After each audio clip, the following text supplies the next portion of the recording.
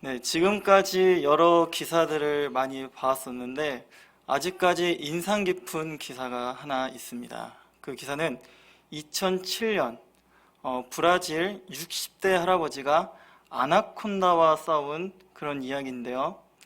그 아나콘다와 싸운 게 그냥 단순히 심심해서 싸운 것이 아니라 그 아나콘다 그 안에 그 아나콘다가 그 손자, 그 할아버지의 그 손자를 잡아먹히기 일보 직전이라는 그 상황입니다. 그래서 그 60대 할아버지가 그 손주를 살려내기 위해서 무려 30분 동안 그 아나콘다와 싸웠다고 그 기사를 본 적이 있습니다.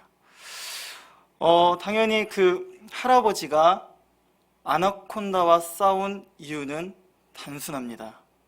자신의 사랑스러운 손주를 살리기 위해서, 죽지 않게 하기 위해서 그 30분 동안 아나콘다와 싸웠다는 그 사실을 우리는 알 수 있습니다. 만약 아나콘다와 같은 그런 위험한 상황에 우리 여러분들도 그런 위험한 상황에 누군가 여러분들을 위해 싸워준다면 우리 여러분들의 기분은 어떠한지 한번 질문을 던지고 싶습니다. 당연히 누군가가 나를 위해 싸워준다면 당연히 기분이 좋고 때론 행복한 마음이 들기도 할 것입니다. 오늘 그 본문 말씀을 통해 나를 사랑하시는 그분의 마음을 느낄 수 있는 대목입니다. 그분은 바로 예수님. 예수님이 우리를 위해 힘써 일하고 있다는 것을 오늘 본문에서 살펴볼 수 있습니다. 요한복음 11장은 다들 알고 있듯이 나사로의 이야기입니다. 이제 나사로가 죽는다는 소문을 듣고 예수님이 오셨지만 예수님이 오시는 과정 가운데 이미 나사로는 죽었어요. 그래서 그 주변에 마리아와 주변 사람들이 나사로의 죽음을 슬피 울고 있고 예수님이 좀 더 빨리 오셨으면 이러한 일이 일어나지 않을 것이라는 탄식 그리고 울고 있는 모습입니다. 이 모습을 보신 예수님의 반응은 심령의 비통이 여기시고 여기서 비통은 몹시 슬퍼서 마음이 아프다라는 뜻을 가지고 있습니다. 그래서 마리아와 그 주변 사람들이 슬피 울고 있으니까 예수님도 함께 울고 계시는구나 그러한 느낌을 들 수 있어요. 하지만 원문으로 보면은 뭔가 느낌이 많이 다르다는 것을 알 수 있습니다. 개역개정은 비통으로 번역하고 있지만 원문으로 보면은 엠브리 마오마이로 그 단어가 써져 있는데요. 엠브리 마오마이는 화가 나서 씩씩거리다, 몸모에 대해서 분노하고 있다 라는 뜻입니다. 그럼 원문으로 해석하면 마리아와 사람들이 우는 것을 보시고 예수님이 화가 나고 계신다, 분노하고 계신다 라고 해석되어야 될 것입니다. 그런데 나사로가 죽어서 울고 있는 마리아와 그 주변 사람들을 보시고 예수님이 울고 분노하고 계신다. 뭔가 이상하지 않을 수가 없습니다. 예수님이 컨디션이 안 좋았던 건지 아니면 그 사람들이 우는 것에 대해서 못마땅하게 여기고 있는 것인지 우리는 알 수 없습니다. 그런데 저와 여러분들이 알고 있는 사실은 예수님은 절대 그런 분이 아니라는 사실입니다. 예수님이 분노하셨던 것은 마리아와 그 주변 사람들이 울 수밖에 없었던 그것에 대해 지금 분노하고 계십니다. 그것은 바로 죽음입니다. 지금 예수님이 현재 죽음에 대해서 분노를 하고 계십니다. 죽음에 대해서는 여러 가지 의미가 있지만 우리가 보통 알고 있는 그 죽음은 더 이상 생명으로 살아가지 않는 것, 생명이 끊겨진 것, 그것을 죽음이라 이야기를 하고 있습니다. 죽음은 아담과 하와의 그 불순종으로 말미암아 죄가 들어왔고 동시에 죽음도 들어왔습니다. 하나님이 이 세상을 창조하실 때는 행복과 생명과 자유와 온갖 좋은 것들만 창조하셨지 죽음을 만들었다는 그런 어떤 말도 없습니다. 하지만 죄로 인해 죽음이 들어와 더 이상 영원한 생명으로 살아가지 못하고 육체적인 죽음을 맞이하게 되었습니다. 하나님이 만들어주신 그 창조 질서에 죽음이 들어와 모든 것을 망가뜨리고 모든 것을 부수고 말았습니다.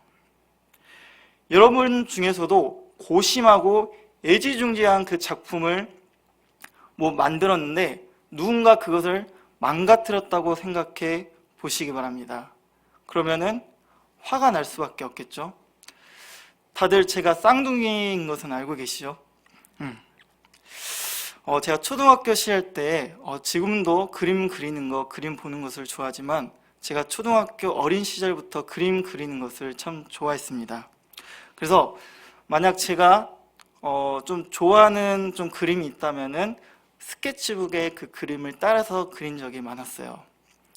그 중에 그 삼국지 만화 중에서 그 관우라는 장수가 있습니다. 그 관우라는 장수가 너무 멋있어서 이것을 한번 따라 그려봐야겠다 해서 그림을 좀 그리는 사람들은 그냥 스케치북이 아니라 좀 더 좀 고급스러운 스케치북으로 그때 사서 관우를 그린 적이 있습니다.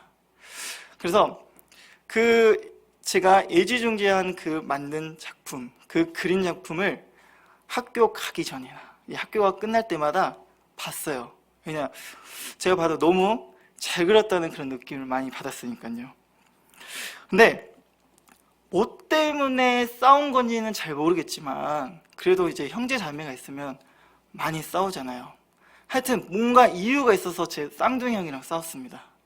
근데 저를 때리면 괜찮은데 저를 때리지 않고 제가 그 애지중지한 그 만든 그 작품, 그 그림을 어떻게 해서 찾았는지 그 그림을 찢어버린 거예요. 네.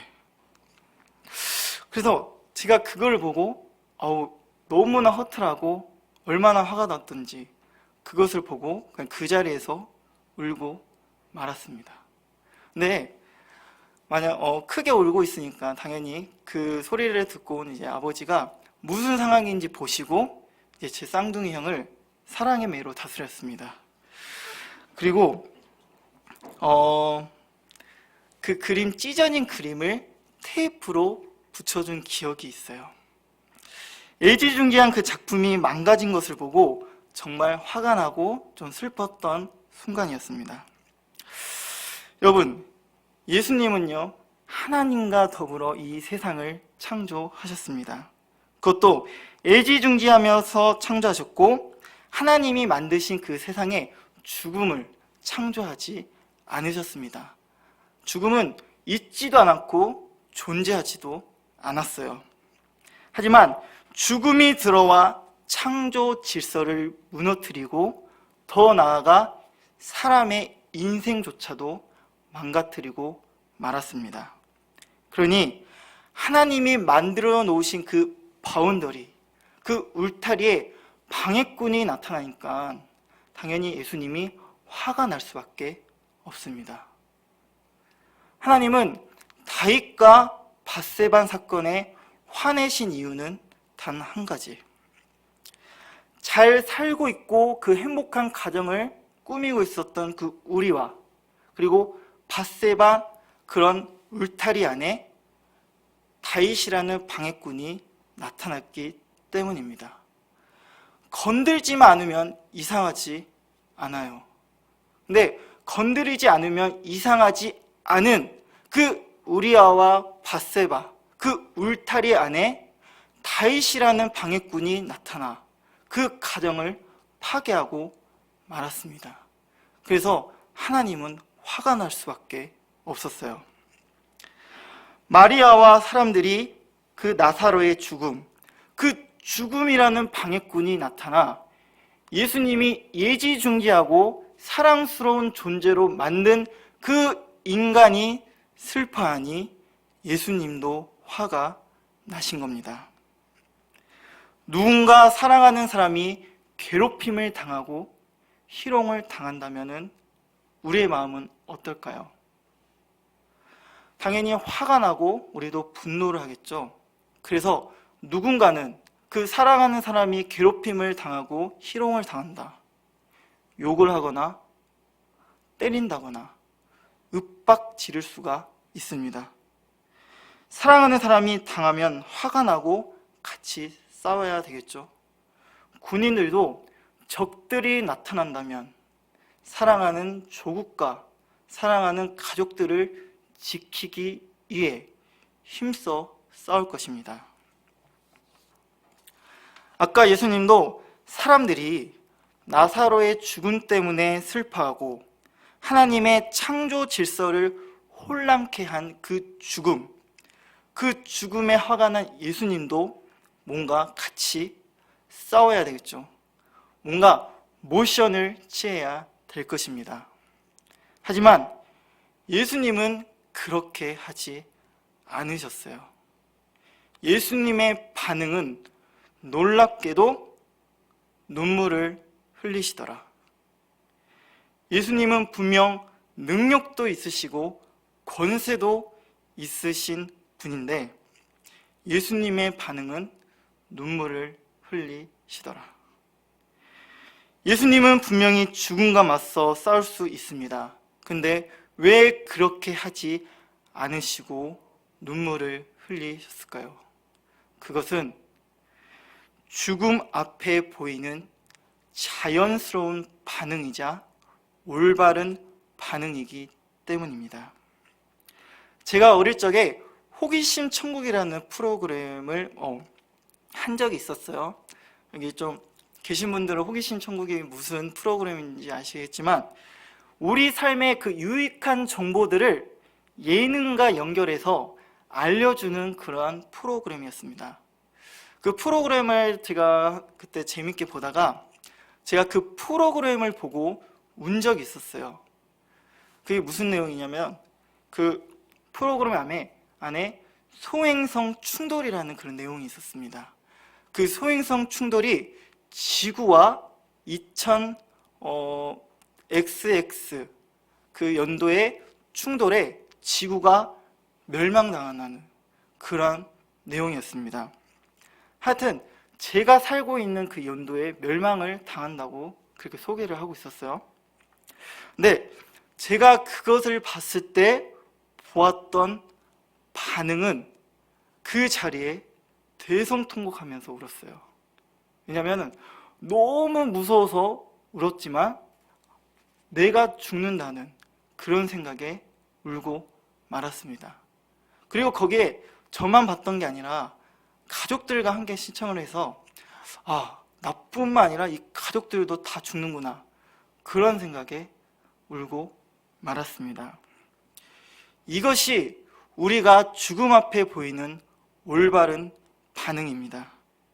일이 정상적으로 진행되고 또 우리가 무사히 집에 도착하고 그리고 아무런 문제 없이 우리가 이해를 잘해서 공부를 한다면 당연히 기분이 좋고 행복하죠. 반대로 하는 일이 풀리지도 않고 어떤 사람과의 관계가 틀어진다거나 뭔가 잘 되었던 것들이 무너진다면 우리의 반응을 봐도 알지 않습니까? 화가 나고 슬퍼합니다. 죽음을 그저 자연스러운 현상이고 인간이 받아들여야 할 운명으로 생각하는 사람들이 있습니다. 그래서 죽어서 슬퍼하는 것은 부질없고 도움이 되지 않는다. 죽음은 지극히 자연스러운 현상이기 때문에 죽음을 받아들여라 말하는 사람들이 있습니다. 제가 병상을 두드리는 목회라는 책을 읽은 적이 있습니다. 그 책에서 사람의 반응을 이렇게 설명을 하고 있어요. 만약 의사에게 시한부 선고를 받으면 그 사람의 반응은 어떠할 것인가? 대부분 70에서 80% 이상은 그 의사에게 당신은 이제 시한부입니다, 이렇게 선고를 받으면 인정을 하지 않는다고 합니다. 그리고 조금만 시간이 지나가면 인정을 하지 않다가 오히려 화를 낸다고 해요. 의사 양반, 당신이 뭔가 잘못 검사에서 이렇게 나온 것이 아니요, 이렇게 오히려 더 화를 낸다고 해요. 그 다음에 화를 낸 다음에 어떠한 반응을 또 보인가? 화를 낸 다음에 눈물을 흘린다고 합니다. 만약 죽음이 자연스러운 것이라면 시한부 선고를 받아도 우리는 아무런 문제 없이 살아야 될 것입니다. 그리고 아무런 내색을 하지 않고 살아야 될 것입니다. 이처럼 죽음은 하나님이 만들어 놓으신 창조 질서의 정상이 아니라 비정상, 그 비정상이라는 것을 알아야 합니다. 그러니 죽음이 존재하는 세상, 그 비정상적인 세상에 살고 있으니 우리는 죽음 앞에 눈물을 보일 수밖에 없습니다. 그래서 우리가 죽음 앞에 눈물을 보이는 것은 당연한 반응, 올바른 반응입니다. 그러니 예수님도 눈물을 흘리시더라. 누군가의 죽음에 슬퍼하는 것은 올바른 반응이라는 것을 아셔야 됩니다. 그러니 죽음뿐만 아니라 우리 삶에 비정상적인 문제들이 있다면, 그것 때문에 힘들다면 그냥 우시기 바랍니다. 예수님도 우셨기 때문입니다. 죽음이 하나님이 만드신 세상을 무너뜨렸기 때문에 슬픔은 당연한 반응입니다. 하지만 당연한 반응이지만 슬픔을 슬픔으로만 계속한다면 그것이 독이 된다는 사실도 아셔야 됩니다. 적당한 음식과 운동이 우리 몸에 건강을 주지만 지나친 음식과 운동은 오히려 우리 몸에 해가 됩니다. 이처럼 슬픔 또한 적당한 선 또는 충분한 선에서 이루어져야 합니다. 슬픔이 계속된다면 자칫 분노와 슬픔의 심연에 헤어나오질 못합니다. 또 그것이 독이 되어서 우리의 육체, 마음, 영혼을 망가뜨리기도 합니다. 그러기에 슬픔을 충분한 선에서 이루어져야 합니다. 더 정확히 말하면 슬픔을 어떠한 충분한 선에서 이루어져야 하는데요, 그 충분한 선이 바로 소망입니다. 소망 안에 슬픔이 있어야 슬픔이 달라집니다. 여기서 말하는 소망은 어떤 것인가? 예수님은 나사로의 죽음에 화가 나셨고 눈물을 보이셨고 또 결국에는 나사로를 살려냅니다. 근데 예수님이 이 사건으로 인해서 반대하는 세력들, 그 반대하는 세력들이 그 이전에는 예수님을 비난하고 예수님을 욕을 하는 것으로 그쳤지만 이 사건으로 인해서 반대하는 세력들이 이제 예수님 자신을 죽이려는 그 계획에 불을 지피는 것을 알면서도 예수님은 이를 행하셨습니다.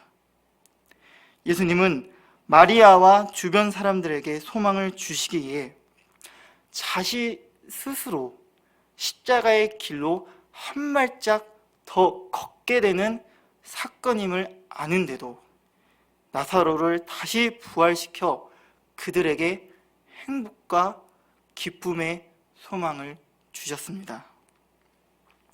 그 이후에 예수님은 마리아와 주변 사람들에게 주셨던 그 소망을 그들뿐만 아니라 더 나아가 이제 모든 사람에게 주시기에 스스로 십자가의 길을 선택하셨습니다. 예수님은 십자가에서 죽으심으로 인해 죽음을 이기시고 정복하시어 이제 모든 사람들이 죄의 종노릇하지 않게 하셨고 사망이 우리를 넘보지도 못하고 예수님과 함께 부활에 참여하는 그런 소망을 우리에게 부어 주셨습니다. 죽음이 이제 우리를 주장하지 못하고 영원한 생명으로 이끌어 주시기 위한 그 소망을 우리에게 주신 것입니다. 여러분들은 소망 없는 죽음을 맞이한다면 어떠한 생각이 드실까요? 소망이 없는 죽음, 뭔가 낭망하고 좌절하고 그리고 절망스러울 거라고 생각이 듭니다. 죽음 앞에 무기력하고 연약했던 우리들이었습니다.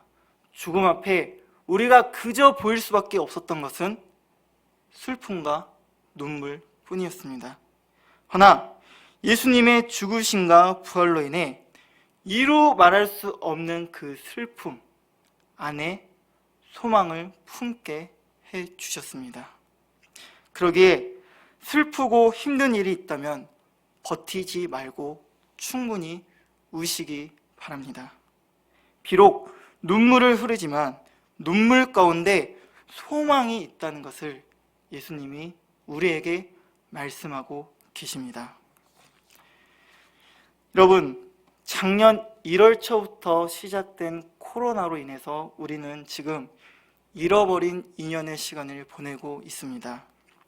코로나로 인해 모든 것이 무너지고 파괴되고 다시 일상생활로 회복될지 모르는 그 두려움 속에 살고 있습니다. 많은 사람들이 병들고 괴로워하고 심지어 사망에 이르기까지 참 안타까울 수밖에 없어요. 코로나 앞에 사람들이 얼마나 무기력하고 약하게 살고 있는지 뉴스를 통해서 그리고 우리 주변을 통해서 다들 알고 계실 거라 생각됩니다. 얼마나 우리가 허우덕대고 힘들어해야, 또한 우리가 얼마나 끝없는 눈물을 흘려야 코로나가 우리를 놓아주는 것일까요? 코로나가 우리를 비웃는 소리에 우리는 두려움만 커져갈 뿐입니다. 하지만 오늘 본문을 통해서 우리를 향한 하나님의 선한 역사가 지금까지 한순간도 끊어지지 않고 있다는 그 사실을 우리 마음속으로 깊이 깨닫길 소망합니다. 죽음 앞에 화내시고 우시는 주님이셨지만 실상 그것은 우리가 받고 있는 고통에 대한 예수님의 분노셨고 예수님의 사랑이었습니다. 더 나아가 우리를 위해 모진 고통과 십자가에 피 흘려 돌아가시고 그리고 그 피 흘려 돌아가심으로 인해 죽음을 전복하시어 이제는 우리가 죽음 앞에 두려워하지 않고 예수님과 함께 부활하는 소망을 우리에게 부어 주셨습니다. 그러니 코로나로 인해 두려워하지 마십시오. 언제 끝날지 모르는 코로나 시대에 용기를 잃지 마시기 바랍니다. 왜? 예수님은 우리의 소망이 되어 주시기 때문입니다. 오늘 말씀을 통해 권면하고 싶은 것은 주님의 소망을 늘 믿음의 눈으로 살아가자는 것입니다. 코로나 시대 속에 여러분의 신앙생활은 어떠한지 자기 스스로 잘 알 것입니다. 성경에서는 예수님이 언제 재림하실지 오직 하나님만이 알고 계시고 또 도둑같이 오신다고 하셨습니다. 그래서 예수님이 지금 오실지 아니면 내일 오실지 이상하지 않습니다. 독립운동을 주제로 한 영화 암살의 그 마지막 장면에 이러한 대사가 있습니다. 안호균이라는 독립투사 여잔데요. 그 역할을 전지현 씨가 했습니다. 그리고 염석진, 그 사람도 독립투사인데 그 역할은 이정재 씨가 그 역할을 맡아서 했습니다. 그 영화의 마지막 장면에 안호균이 염석진에게 이렇게 말을 합니다. 일단 말하기 전에 그 염석진은 그 일본인에게 독립투사들을 팔아 넘기거나 그 정보를 알려주는 어떻게 보면 나쁜 사람이죠. 그 안호균이 염석진에게 이렇게 질문을 합니다. 왜 동지를 팔아먹었나? 이 질문에 염석진은 이렇게 대답을 해요. 몰랐으니까. 해방될 줄 몰랐으니까. 염석진은 해방될 줄 몰라서 자신과 함께 했던 그 젊은 독립투사들을 일본인에게 팔아 넘깁니다. 그리고 그 독립투사들은 다 죽고 말아요. 결국에 이 영화의 끝은 어떻게 끝나느냐? 그 염석진도 죽음을 맞이하는 그 비극으로 끝나게 됩니다. 예수님이 재림하시고 우리 여러분들에게 왜 신앙을 팔았어? 이렇게까지 질문을 하시지는 않겠지만 세상에서 뭐 했어? 신앙 잘 지켰어? 왜 신앙대로 살지 않았어? 이렇게 질문을 하신다면 여러분들도 염석진처럼 몰랐으니까요. 예수님이 언제 재림하실지 몰랐으니까요. 이렇게 대답하실 건가요? 여러분, 그러기에 예수님이 언제 오실지 몰라, 언제 오실지 모르는 그러한 안도감 속에 빠지지 않았으면 좋겠습니다. 앞서 대한민국에 위로와 자유를 선사했던 해방처럼 예수님은 우리에게 참된 자유와 행복을 주시기에 준비하고 계신다면 하나님을 향한 믿음의 눈을 신실하게 붙잡고 나아가길 소망합니다. 이제 말씀을 정리하고자 합니다. 우리의 심장은 현재 뛰고 있지만 시간이 흘러 딱딱해지고 있습니다. 딱딱해지고 있는 심장은 이제 죽음을 향해 달려가고 있습니다. 그리고 어머님의 자궁 안에 수정에 태어난 생명이 태어나는 것은 기쁜 일이지만 생명이 태어남 동시에 죽음을 향해 달려가고 있습니다. 너무 극단적인가요? 아닙니다. 이는 급박하고 예측할 수 없는 그 코로나 시대에 죽음이 멀지 않았다는 것을 다들 느끼고 계십니다. 죽음이 우리 주변에 있어서 더욱 두려움만 커지고 있습니다. 하지만 오늘 말씀을 통해 하나라도 배운 것이 있다면 우리가 두려워하지 않았으면 좋겠습니다. 창조 세계를 망가뜨린 죽음, 또한 나사로의 죽음으로 인해 마리아와 그 주변 사람들이 우는 것을 보시고 예수님은 화가 나셨습니다.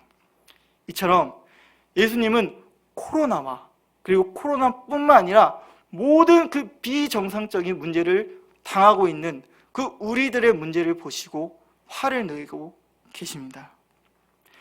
나사로의 죽음으로 주변 사람들과 함께 우셨던 주님은 우리가 힘들어 지쳐 울고 있을 때에도 주님은 우리와 함께 울고 계십니다. 예수님은 옛적이나 지금이나 미래에도 언제나 우리의 슬픔을 알고 계시기 때문입니다. 화를 내시고 눈물만 흘리고 끝내신 것이 아니라 나사로를 다시 살리시어 그들에게 소망을 부어 주셨습니다. 그뿐만이 아닙니다. 더 나아가 예수님의 죽음과 부활로 인해 모든 이들을 동참시키시어 우리도 산 소망을 품을 수 있도록 우리를 인도해 주셨다는 사실입니다. 이것은 진리입니다. 이것은 부정할 수 없는 진리입니다.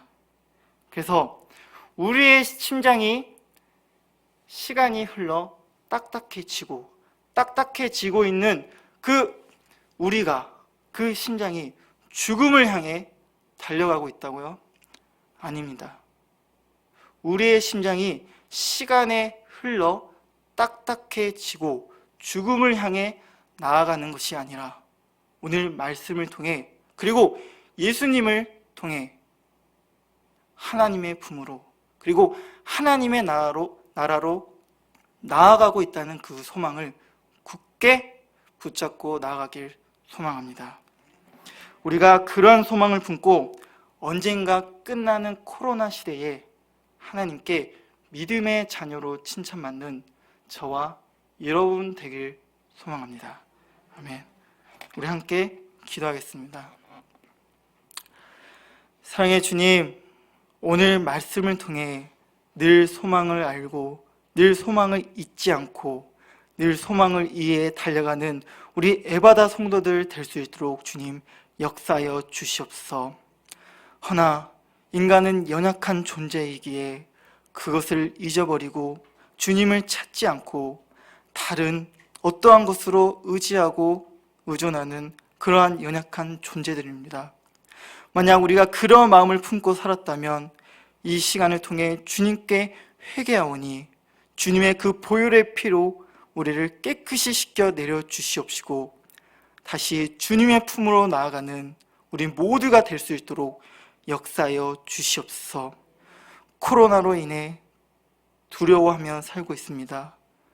코로나와 더불어 비정상적인 문제로 인해서 우리가 힘들게 살고 있습니다.